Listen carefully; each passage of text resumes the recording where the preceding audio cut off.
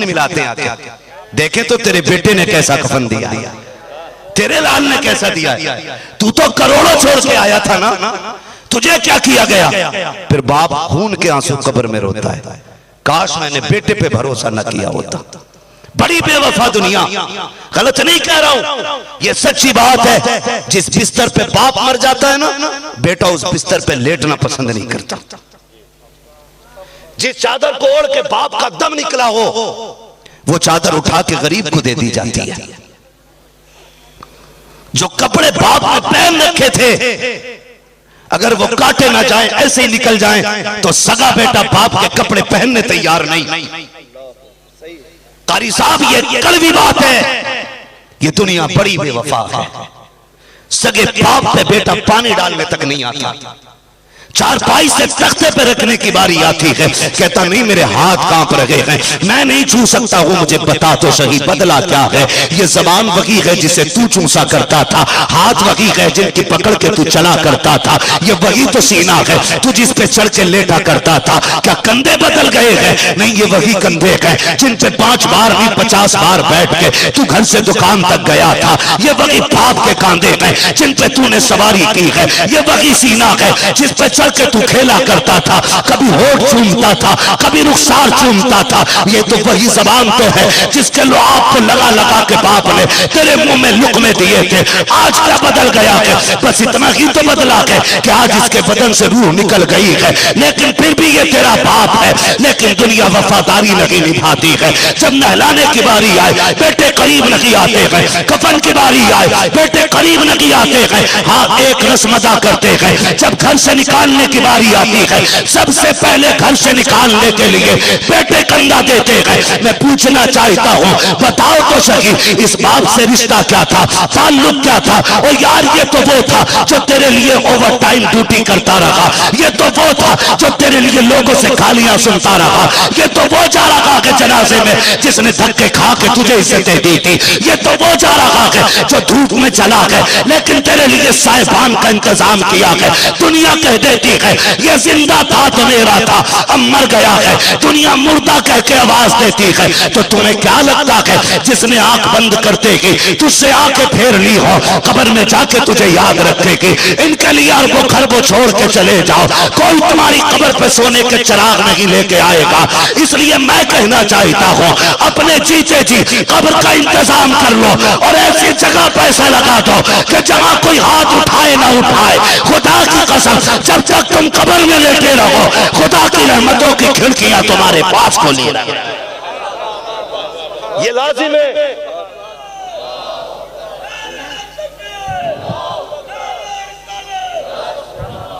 हाँ, मिंबर रसूल पर रौनक अफरोज बज़ाकर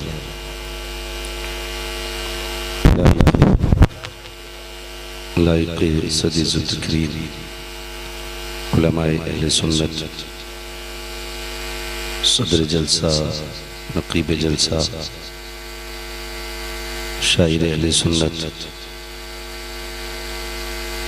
भाई गुलाम साबिर साहिब क़िबला,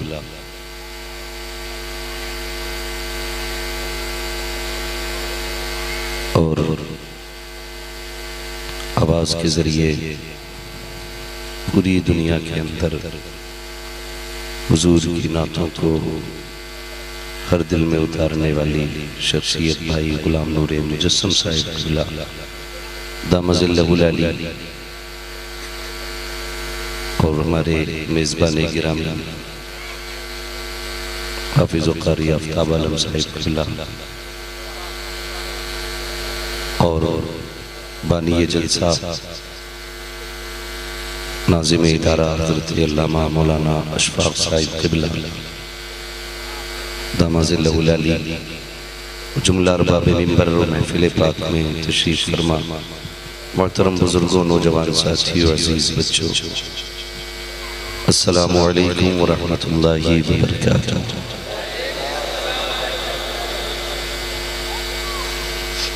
अल्हम्दुलिल्लाह अल्हम्दुलिल्लाहि रब्बिल आलमीन वल आक़िबतु लिल मुत्तक़ीन वस्सलातु वस्सलामु अला रसूलिहिल करीम, अम्मा बअद फ़अऊज़ु बिल्लाहि मिनश शैतानिर रजीम, बिस्मिल्लाहिर्रहमानिर्रहीम। लक़द कान लकुम फ़ी रसूलिल्लाहि उस्वतुन हसना। आमन्तु बिल्लाहि सदक़ल्लाहु मौलानल अज़ीम व सदक़ रसूलुहुन नबियुल उम्मियुल मुतीउल मुबीनुल मुईनुल करीम व नहनु अला ज़ालिका लमिनश शाहिदीन वश्शाकिरीन वल्हम्दुलिल्लाहि रब्बिल आलमीन।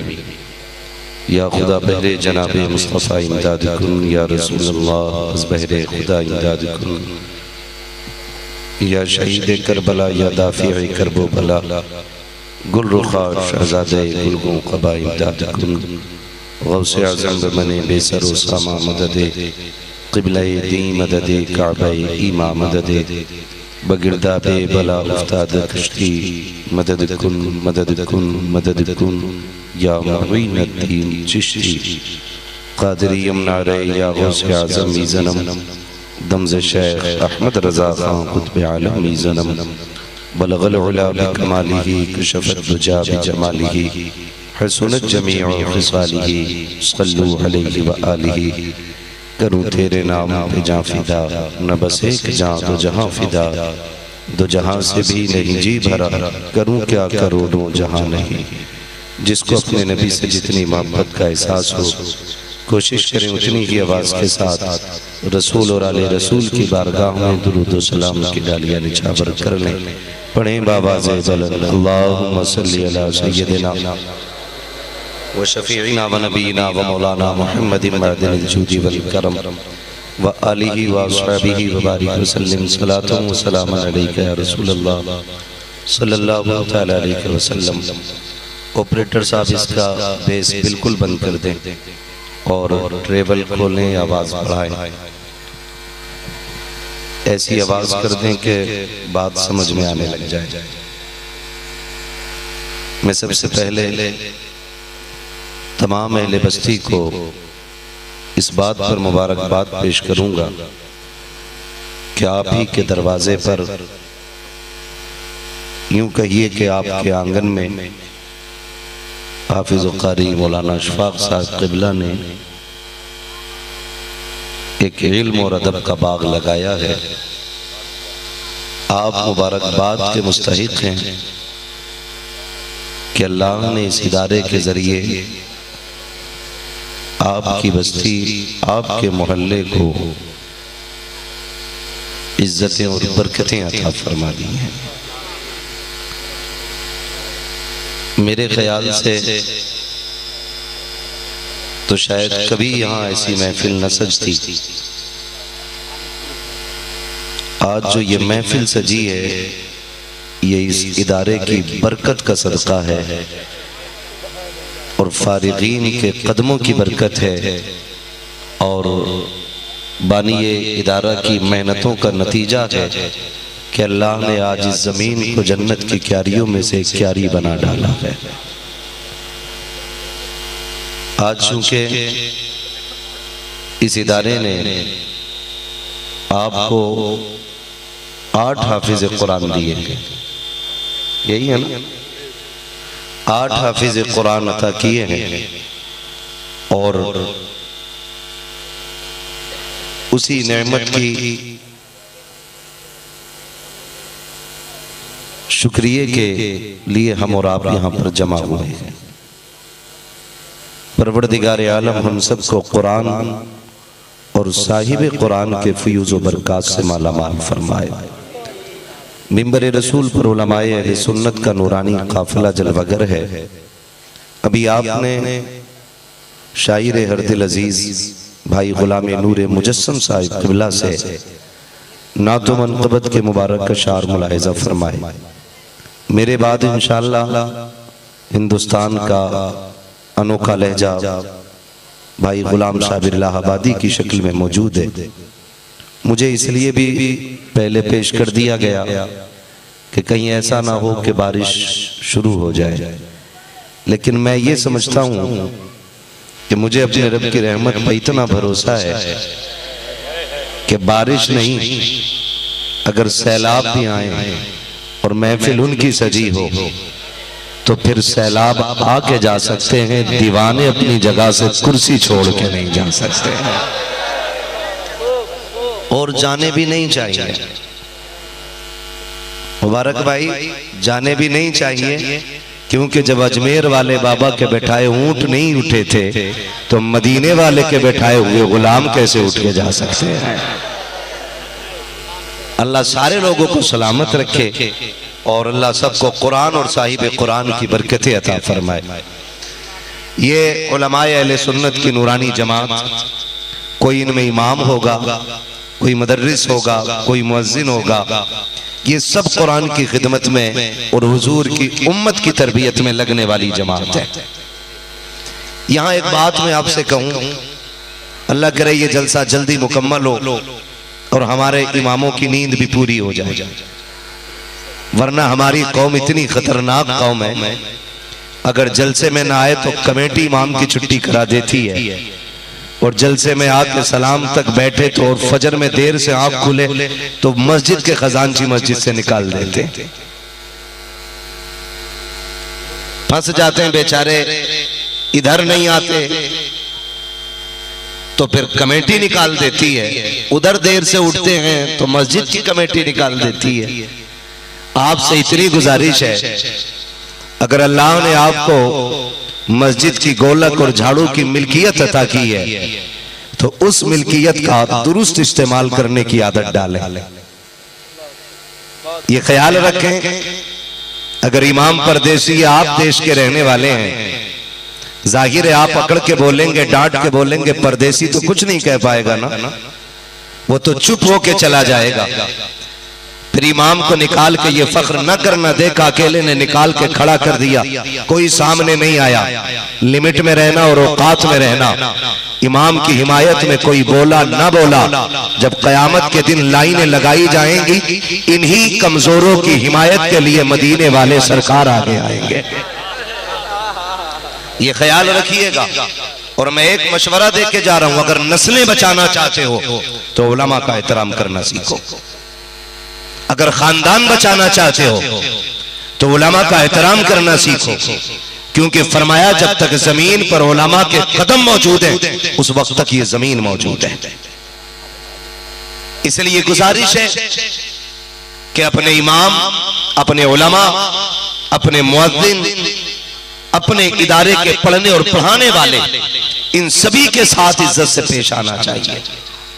इसलिए नहीं कि मौलाना अशफाक साहब के 4 हाथ नहीं 8 हाथ पैर हैं, 4 आंखें हैं, इस वजह से नहीं कि इनकी 40 उंगलियां हैं, इस वजह से क्योंकि इनके सीने में रब का दिया हुआ कुरान मौजूद है। आप नजरिए अच्छे कीजिए, इनके सीने में रब का दिया हुआ कुरान है, इसलिए इनकी कदर किया करो। भले हाफिज कुरान आपका बेटा क्यों ना हो, आपका पोता क्यों ना हो, आपका भतीजा क्यों ना हो, आपका रिश्ते में कुछ भी लगता है, आप उसकी इज्जत ये सोच के करो कि ये कुरान वाला है, फिर देखो अल्लाह आपको हर नजर के बदले में नेकी अता फरमाएगा, हर नजर के बदले में अल्लाह आपको नेकी अता करेगा। मैं आपसे बस इतना कहना चाहता हूं, आप अपने रवैये अपनी मस्जिद के इमामों के साथ दुरुस्त करें, दुरुस्त करें। कई बार ऐसा होता है ना, जो 2 वक्त की रोटी खिला देता है फिर वो इमाम को नौकर समझता है। बेशक इमाम नौकर हैं, लेकिन आपके नहीं, रसूल पाक के नौकर हैं। इमाम खादिम है, आपके नहीं, नबी के दीन के खादिम है। इमाम मेहनत करते हैं, इसलिए नहीं ताकि आपकी नजरों में अच्छे हो सके, सिर्फ इसलिए कि अपने महबूब की नजरों में अच्छे हो जाएं। आप अपने रवैये दुरुस्त करें, वरना हकीकत बताऊं, लोग कई बार आके कहते हैं ना, मौलाना तू बड़ी तकरीर करता, कोई तो तावीज होगा बरकत का। मैंने कहा अगर कोई ऐसा तावीज मिल जाता ना तो सबसे पहले मैं अपने गले में लटका लेता। मैं तो खुल के बात कर रहा हूं, मैं पहले अपने गले में लटकाता और एक एक बच्चे के गले में डाल देता, ताकि उसे कुछ करना ही ना पड़े। रात को सोए, सुबह के तकिए के नीचे सोने के सिक्के निकल आए, इससे बड़ी और कौन सी बात होती थी। लेकिन सुनिएगा, बरकतें सिर्फ तावीजों से नहीं आएंगी, बरकतें आमाल के दुरुस्त करने से आती हैं, बरकतें आमाल के दुरुस्त करने से आती हैं। खाली अगर तावीज से बरकतें आ जाती तो फिर क्या जरूरत थी 7-8 वक्त की नमाजें पढ़ने की? खाली तावीज से काम हो जाता। ओ भाई, तावीज अपने वक्त पे काम करता है, लेकिन बरकत के लिए अपने खुद के उसूल हुआ करते हैं। आप कहेंगे कैसे, कौन सा उसूल? तो जरा